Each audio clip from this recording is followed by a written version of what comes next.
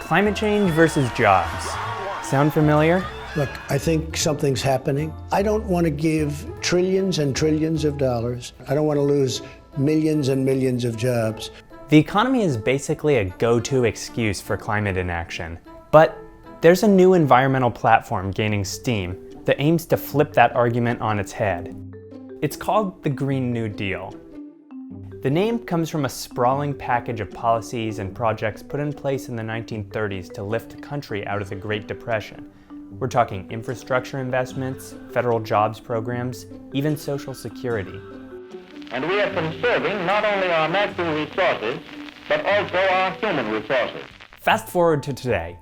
The world's facing an even bigger crisis, and a handful of politicians are asking, does America need a New Deal, but for climate change? We can only do it if we come together and embark upon an ambitious legislation known as the Green New Deal.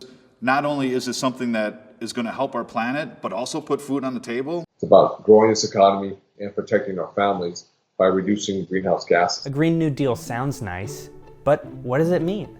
One progressive think tank broke it down into 3 basic building blocks. This is the green part of the Green New Deal. We're talking targets like 100% renewables, zero emissions, and cutting local pollution. Here's the New Deal part of the Green New Deal. This could mean job training or incentives to boost the clean energy sector. It could even go as far as a green jobs guarantee for anyone who wants one. The deal would prioritize communities most exposed to climate change and pollution. That would also involve looking at labor standards, fair wages, and benefits. It helps to think of the Green New Deal not as a policy, but a framework.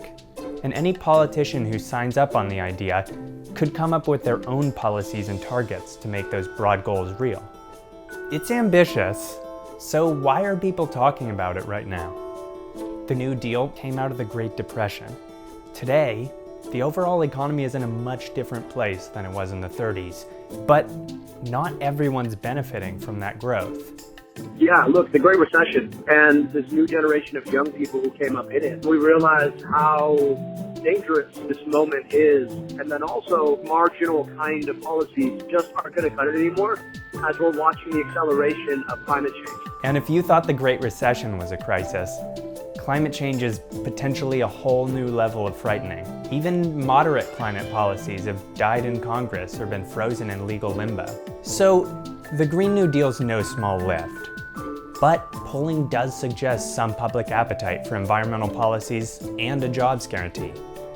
At its very least, the ambition of it sends a message about the scale of the climate problem.